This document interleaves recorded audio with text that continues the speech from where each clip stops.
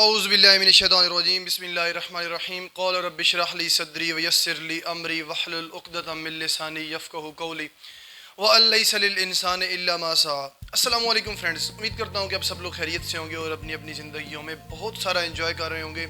Again आप लोगों को मैं अपने इस यूट्यूब चैनल पे वेलकम करता हूँ। अगर आप लोग न्यू हैं तो काइंडली मेरे इस चैनल को सब्सक्राइब करें, लाइक करें और शेयर करें ताकि मेरी आने वाली हर नई वीडियो आप लोगों तक आसानी से पहुँच सके।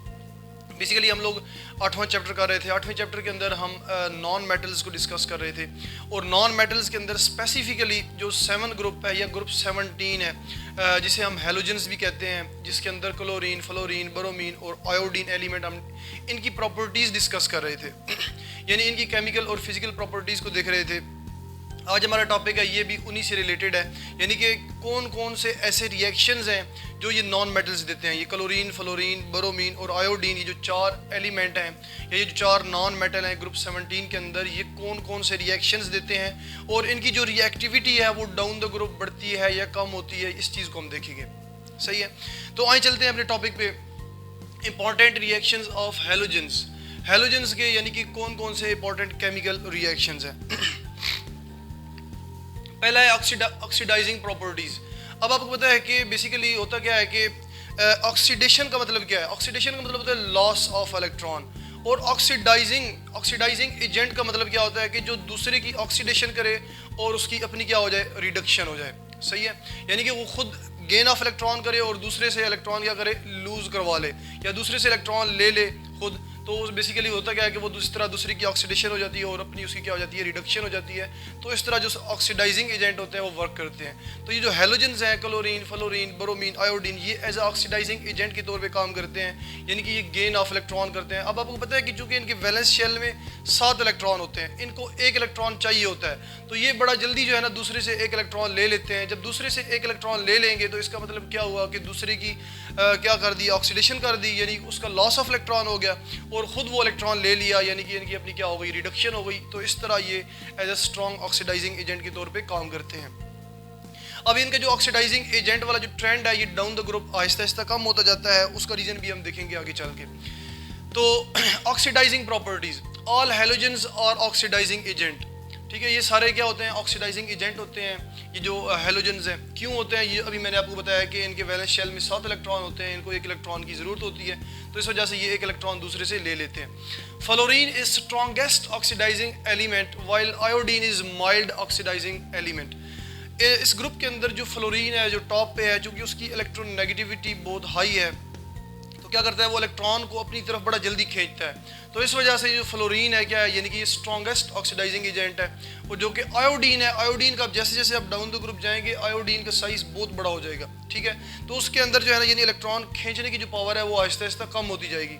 तो आयोडीन जो है वो क्या है, फिर एक माइल्ड ऑक्सीडाइजिंग एजेंट है, आप कह सकते हैं। Fluorine can replace other all halides while chlorine can replace bromide and iodide from solution. अगर आप एक सोल्यूशन बनाते हैं और सोल्यूशन के अंदर फ़र्ज़ करें कि क्लोराइड का सोल्यूशन है, वो HCl का सोल्यूशन है, या आप कह सकते हैं KCl का सोल्यूशन है, या आप ब्रोमाइड का कोई सोल्यूशन है, यानी उसके अंदर ब्रोमाइड आयंस है, तो अगर आप जैसे ही फ्लोरीन गैस उसके अंदर से पास करेंगे तो फ्लोरीन क्या कर देगी, क्लोराइड को, ब्रोमाइड को और आयोडाइड को, तीनों को रिप्लेस कर देगी। इसी तरह अगर आपके पास जो है ना यानी कि ब्रोमाइड और आयोडाइड का सोल्यूशन है और आप उसके अंदर से क्लोरीन गैस पास करते हैं, तो क्लोरीन ब्रोमाइड और आयोडाइड को क्या कर देगी, रिप्लेस कर देगी। तो इसी तरह ब्रोमाइड जो है वो क्या कर देगी, आयोडाइड को जो है ना, आयोडाइड आयंस को रिप्लेस कर सकता है। तो कहने का मतलब ये है कि जैसे जैसे आप डाउन द ग्रुप जाते हैं, जो टॉपर एलिमेंट है हमारे पास फ्लोरीन है, फ्लोरीन सबको रिप्लेस कर सकता है। उसके बाद दूसरे नंबर पे क्लोरीन है, क्लोरीन के नीचे जितने भी हैं यानी कि ब्रोमीन है और आयोडीन है, वो ब्रोमीन और आयोडीन दोनों को रिप्लेस कर सकती है। तो यहाँ पे देखें, ये हमारे पास पोटाशियम क्लोराइड का सोल्यूशन है, ठीक है, एक्वस सोल्यूशन है पोटाशियम क्लोराइड का। जैसे ही आप इसके अंदर से फ्लोरीन गैस पास करेंगे, फ्लोरीन क्या कर देगा, इस क्लोरीन को रिप्लेस कर देगा। क्लोरीन को रिप्लेस करके किसके अंदर कन्वर्ट हो जाएगा, पोटाशियम फ्लोराइड के अंदर, और साथ में क्या हो गई, ये क्लोरीन गैस प्रोड्यूस हो गई है। अब कह सकते हैं कि ये जो फ्लोरीन है ये क्लोरीन से ज़्यादा स्ट्रॉन्ग ऑक्सीडाइजिंग एजेंट है। यहाँ पे फ्लोरीन की ऑक्सीडेशन स्टेट क्या है, 0 है, ठीक है, लेकिन यहाँ पे क्या है, यहाँ पे फ्लोरीन की ऑक्सीडेशन स्टेट -1 है, यानी कि फ्लोरीन ने इलेक्ट्रॉन ले लिया है, किससे, क्लोरीन से इलेक्ट्रॉन लेके किसके अंदर कन्वर्ट हो गया है, सॉरी क्लोराइड से इलेक्ट्रॉन लेके किसके अंदर कन्वर्ट हो गया, फ्लोराइड के अंदर कन्वर्ट हो गया है, और क्लोराइड आयन को किसके अंदर कन्वर्ट कर दिया, क्लोरीन गैस के अंदर कन्वर्ट कर दिया है। यहाँ पे क्लोरीन की -1 है तो क्लोरीन की यहाँ पे क्या हो गई है, 0, यानी कि लॉस ऑफ इलेक्ट्रॉन हो गया है, क्लोरीन की ऑक्सीडेशन कर दी है फ्लोरीन ने। जब क्लोरीन की ऑक्सीडेशन कर दी है तो फ्लोरीन की अपनी क्या हो गई है, रिडक्शन हो गई है, यानी कि गेन ऑफ इलेक्ट्रॉन हो गया है। तो आप कह सकते हैं कि जो फ्लोरीन है वो स्ट्रॉन्ग ऑक्सीडाइजिंग एजेंट है as compare to chlorine. Next हमारे पास है क्लोरीन गैस है। क्लोरीन गैस यहाँ ये हमारे पास क्या है, पोटाशियम ब्रोमाइड का सोल्यूशन है। पोटाशियम ब्रोमाइड के सोल्यूशन के अंदर से जब आप क्लोरीन गैस पास करेंगे तो क्लोरीन क्या कर देगा, ब्रोमीन को या ब्रोमाइड आयन को रिप्लेस कर देगा। ब्रोमाइड आयन रिप्लेस होकर किसके अंदर कन्वर्ट हो जाएगा, ब्रोमीन लिक्विड के अंदर कन्वर्ट हो जाएगा। और ये जो क्लोरीन गैस है, ये क्लोरीन गैस इलेक्ट्रॉन गेन करके पोटाशियम क्लोराइड के अंदर कन्वर्ट हो जाएगी। सेम यानी कि ये ऊपर वाला रिएक्शन है, सेम इसी तरह जो है ना ये रिएक्शन भी है। एंड में हमारे पास क्या है, ब्रोमीन है, ब्रोमीन लिक्विड है, और ये हमारे पास पोटाशियम आयोडाइड का सोल्यूशन है। पोटाशियम आयोडाइड के सोल्यूशन के अंदर जैसे ही आप ब्रोमीन का सोल्यूशन ऐड करेंगे तो ब्रोमीन क्या कर देगी, आयोडीन को रिप्लेस कर देगी। सही है, ये सिंपल सी बात है कि अगर आपके पास टॉप पे फ्लोरीन है, फ्लोरीन नीचे जितने भी सोल्यूशन होंगे, क्लोरीन का सोल्यूशन, क्लोराइड का सोल्यूशन होगा, ब्रोमाइड का, आयोडाइड का, वो सारे आयंस को यानी कि जो एनाइन है क्लोराइड, ब्रोमाइड, आयोडाइड, इनको रिप्लेस कर देगी फ्लोरीन। इसी तरह जब आप क्लोरीन पे आएंगे तो क्लोरीन क्या कर देगी, जो नीचे उसके आयंस हैं ब्रोमाइड और आयोडाइड, उनको रिप्लेस कर देगी। इसी तरह अगर आप ब्रोमीन के ऊपर आएंगे, ब्रोमीन लिक्विड के ऊपर, तो उसके नीचे क्या है, यानी कि आयोडाइड आता है। सही है, तो आयोडाइड आयन को क्या कर देगी, वो रिप्लेस कर देगी। तो ये सारे रिएक्शंस की फॉर्म में जो है ना ये लिखा हुआ है सारा। इस तरह पता चल रहा है कि जो ऑक्सीडाइजिंग एजेंट है, या आप कह सकते हैं जो ऑक्सीडेशन की पावर है, जो दूसरे को ऑक्सीडेशन की पावर है, स्ट्रॉन्ग ऑक्सीडाइजिंग एजेंट की जो पावर है वो डाउन द ग्रुप इंक्रीज हो रही, डिक्रीज हो रही है। तो इस तरह आप कह सकते हैं कि फ्लोरीन टॉप पे है। फ्लोरीन के अंदर फ्लोरीन जो है वो स्ट्रॉन्गेस्ट ऑक्सीडाइजिंग एजेंट है, उसके बाद नीचे क्लोरीन है, क्लोरीन उससे लेस ऑक्सीडाइजिंग एजेंट है। यानी कि डाउन द ग्रुप जैसे जैसे जाते हैं तो ये जो ऑक्सीडाइजिंग एजेंट वाला, यानी कि आप कह सकते हैं कि जो दूसरे की ऑक्सीडेशन करने वाला जो ट्रेंड है वो क्या होता जाता है, कम होता जाता है। नेक्स्ट हमारे पास सेकंड रिएक्शन है, reaction with hydrogen. Halogen hydrogen के साथ रिएक्शन करके क्या बनाते हैं, हाइड्रोजन हेलाइड्स बनाते हैं। ठीक है, all halogens react with hydrogen to form hydrogen halides but the chemical affinity for hydrogen decreases down the group। आपको पता है कि जैसे जैसे डाउन द ग्रुप जाएंगे तो जो हाइड्रोजन के साथ रिएक्शन की जो एबिलिटी है, ये जो अफिनिटी है, ये डाउन द ग्रुप क्या होती जाती है, कम होती जाती है। फ्लोरीन बड़ा जल्दी रिएक्शन करेगा, उसके बाद क्लोरीन एक मॉडरेटली रिएक्शन करेगा, और डाउन द ग्रुप जाएंगे तो एंड पे रिएक्शन यानी कि वीक होता जाएगा। Fluorine react with hydrogen even in dark and cold state.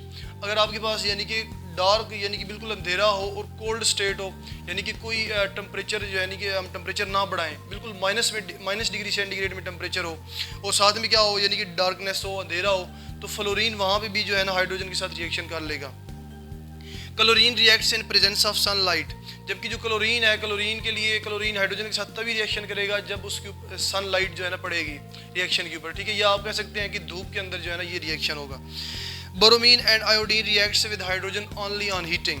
जबकि आयोडीन और जो ब्रोमीन है ये बेसिकली हाइड्रोजन के साथ तभी रिएक्शन करेंगे जब हम इनको हीट करेंगे। सही है, यहाँ पे रिएक्शन लिखे हुए हैं, हाइड्रोजन फ्लोरीन के साथ रिएक्शन करके क्या बना रहा है, हाइड्रोजन फ्लोराइड जो है ना, ये हमारे पास एक एसिड है, हाइड्रोफ्लोरिक एसिड भी इसे बोलते हैं, ये बना रहा है। और बेसिकली ये reaction dark and cold state में भी हो जाता है। उसके बाद हाइड्रोजन क्लोरीन के साथ रिएक्शन करके हाइड्रोक्लोरिक एसिड बना रहा है, और ये जो हाइड्रोक्लोरिक एसिड है ये बेसिकली सनलाइट की प्रेजेंस में होगा। अगर आप इसको डार्कनेस यानी कि अंधेरे में रिएक्शन करवाएंगे तो अंधेरे में ये रिएक्शन नहीं होगा।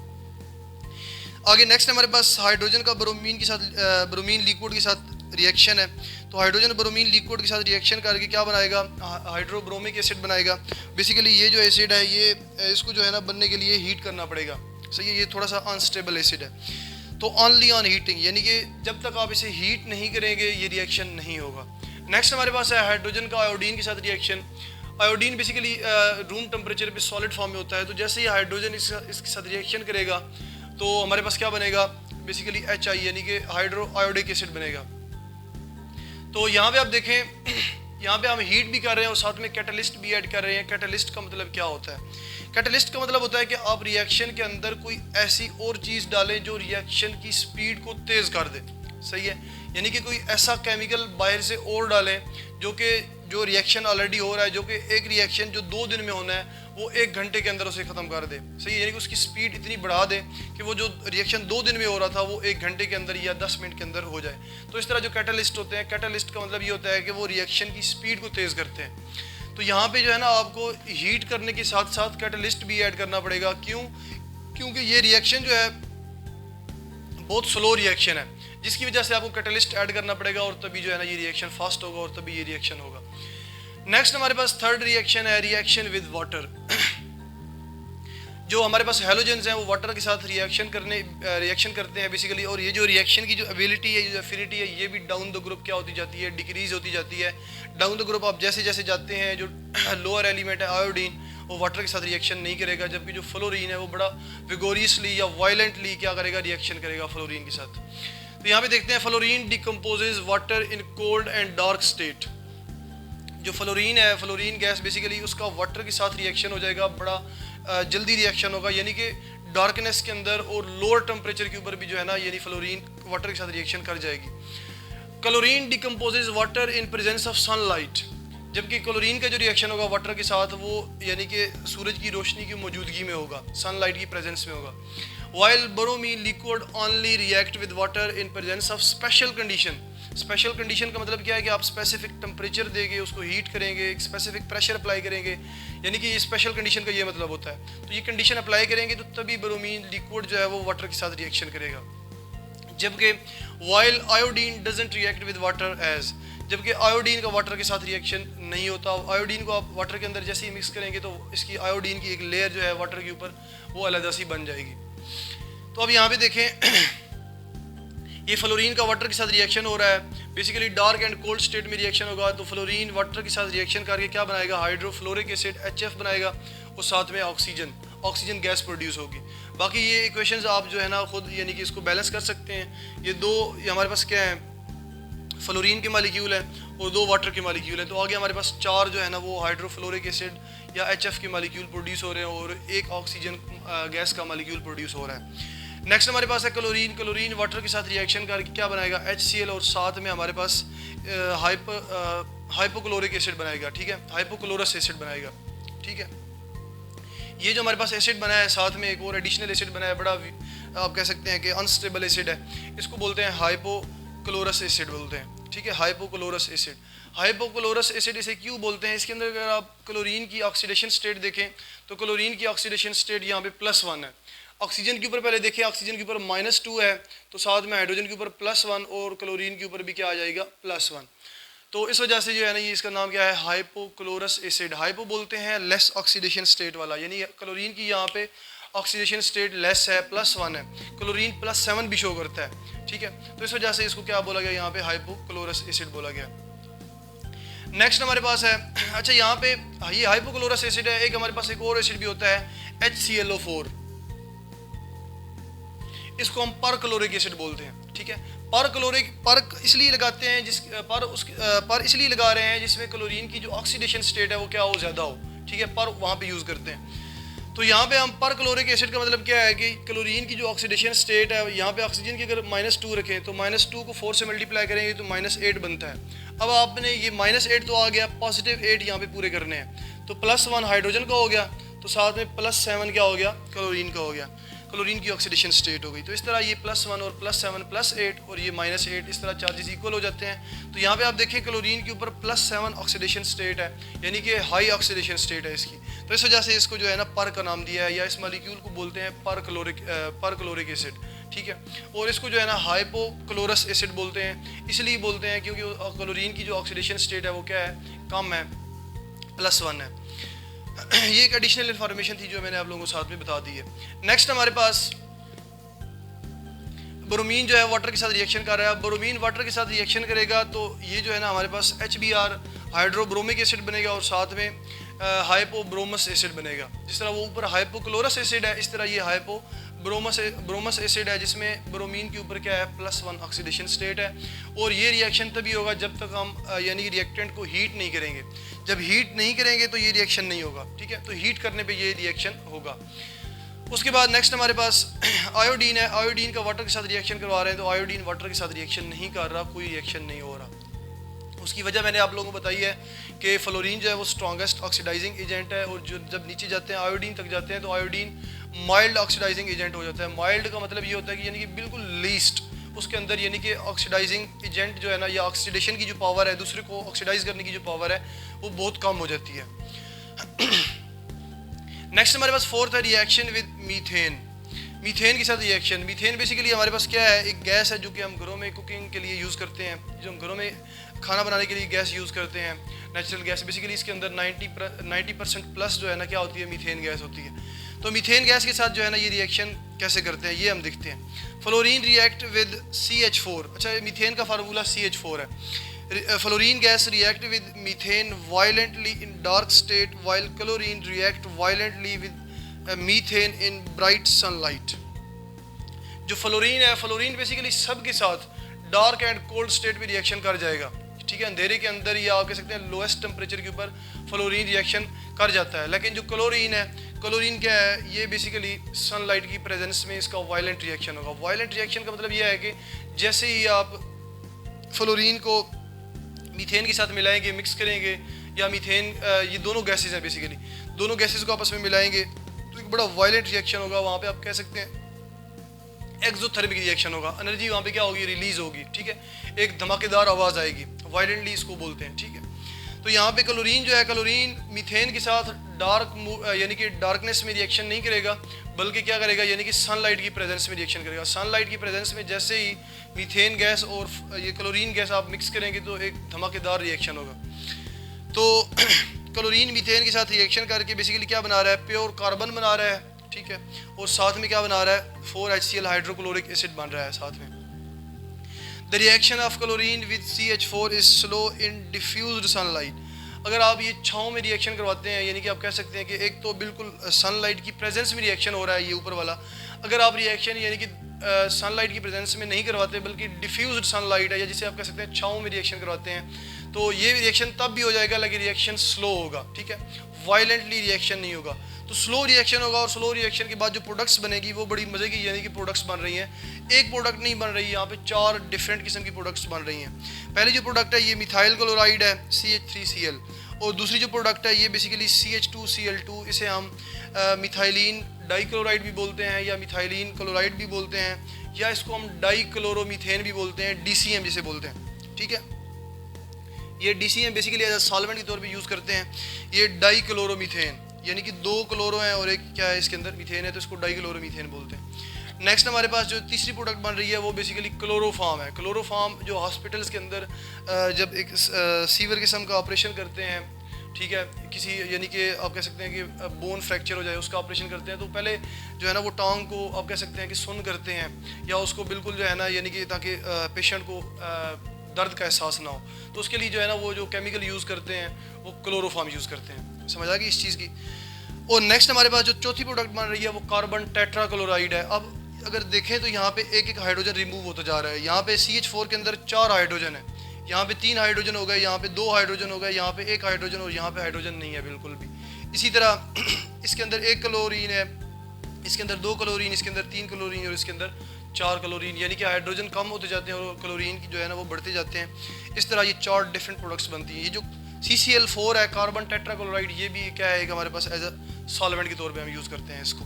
यानी कि ये 4 डिफरेंट प्रोडक्ट्स बन रही हैं जब आप क्लोरीन का मीथेन के साथ रिएक्शन करवाते हैं डिफ्यूज्ड सनलाइट में। डिफ्यूज सनलाइट मीन्स छाँव के अंदर जब आप रिएक्शन करवाते हैं।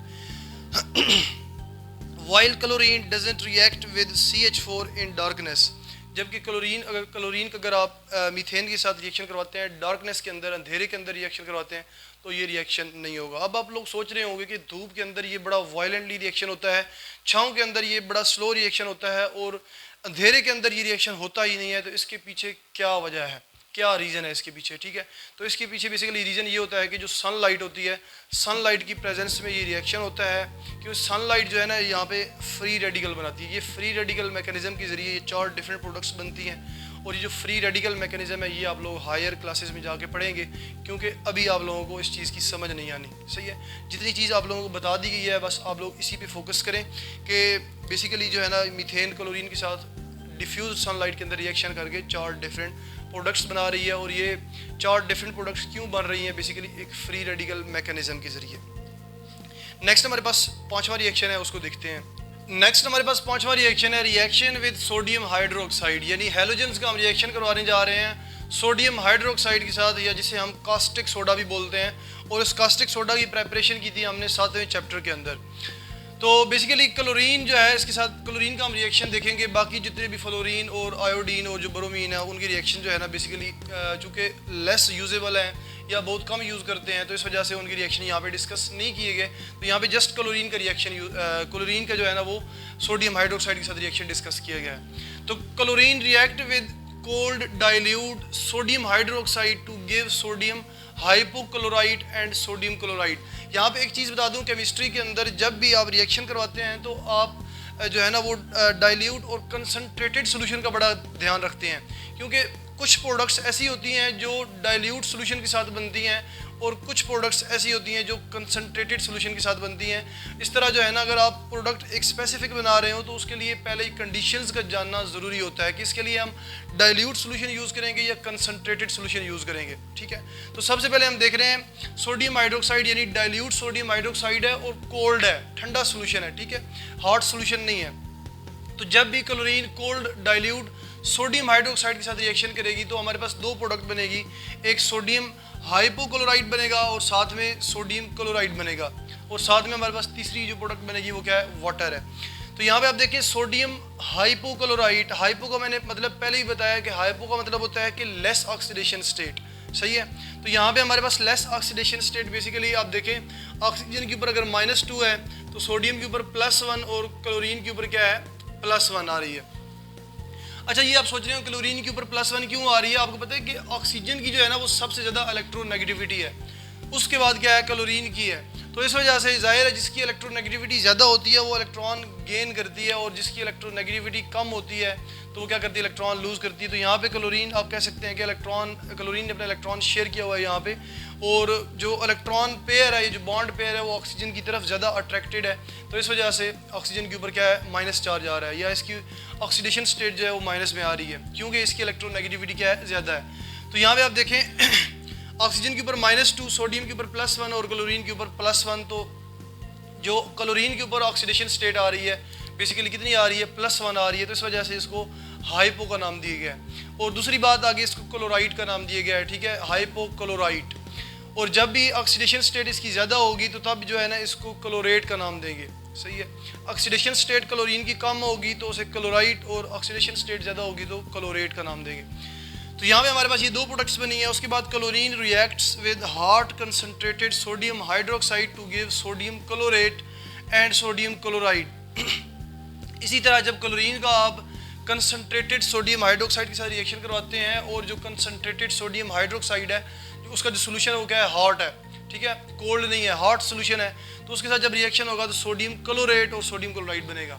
यानी कि सोडियम क्लोराइड ये तो चलें दोनों जो है ना एक जैसी प्रोडक्ट्स हैं, लेकिन यहाँ पे सोडियम हाइपोक्लोराइड बन रहा है जब डाइल्यूट के साथ रिएक्शन करवाया, और जब कंसनट्रेटेड के साथ रिएक्शन करवा रहे हैं तो हमारे पास क्या बन रहा है, सोडियम क्लोरेट बन रहा है। तो यहाँ पे आप ऑक्सीडेशन स्टेट देखें, ऑक्सीजन के ऊपर -2 है तो -2 को 3 से मल्टीप्लाई करें तो ये -6 बनता है। तो अब हमने +6 इस साइड पे कंप्लीट करने हैं। तो सोडियम +1 तो क्लोरीन के ऊपर क्या कौन से ऑक्सीडेशन स्टेट आ रही है, +5 आ रही है। समझ आ गई इस चीज़ की। तो ये हमारे पास जो क्या है कि ऑक्सीडेशन स्टेट क्लोरीन की यहाँ पे क्या आ रही है, +5 क्लोरीन की आ रही है, और टोटल यहाँ पे यानी कि सोडियम की मिला के +6 हो गई है। तो इस तरह इसका नाम क्या है, सोडियम क्लोरेट नाम है इसका। अब आप देखें यहाँ पे क्लोरीन की ऑक्सीडेशन स्टेट +5 है यानी कि ज़्यादा है, और साथ में हमारे पास सोडियम क्लोराइड प्रोडक्ट बन रही है और साथ में वाटर बन रहा है। तो इस तरह आप देखें कि जब डाइल्यूट के साथ रिएक्शन करवाया तो डिफरेंट प्रोडक्ट्स बनी, और जब कंसनट्रेटेड सोडियम हाइड्रोक्साइड के साथ रिएक्शन करवाया तो डिफरेंट प्रोडक्ट्स बनी है। तो इस तरह आप लोगों ने जो है ना यहाँ पे बेसिकली रिएक्शंस के अंदर याद क्या करना है, आप लोगों ने कंडीशंस मस्ट याद करनी है। यानी कि डाइल्यूट के साथ रिएक्शन करवा रहे हैं तो कौन सी प्रोडक्ट बन रही है, और कंसनट्रेटेड के साथ और हार्ड सोल्यूशन के साथ रिएक्शन करवा रहे हैं तो कौन सी प्रोडक्ट बन रही है। ये कंडीशंस मस्ट याद करनी है। ऐसे नहीं हो कि आप हार्ट के साथ जो है ना वो ये वाली प्रोडक्ट बना लें और जो डाइल्यूट के साथ जो प्रोडक्ट वो ये बना लें, तो इस तरह आपका रिएक्शन गलत हो जाएगा। तो बेसिकली ये जितने भी रिएक्शंस होते हैं इनकी कंडीशंस आप लोगों ने मस्ट रेडी करनी होती हैं, और जो रिएक्टेंट होते हैं रिएक्टेंट का भी ध्यान रखना होता है। समझ आ गई है। यहाँ पे मैं अपना लेक्चर एंड करता हूँ। इंशाल्लाह मिलते हैं नेक्स्ट लेक्चर में एक न्यू टॉपिक के साथ। तभी तक अपना बहुत सारा ख्याल रखिएगा। इसी के साथ ही अल्लाह हाफिज़।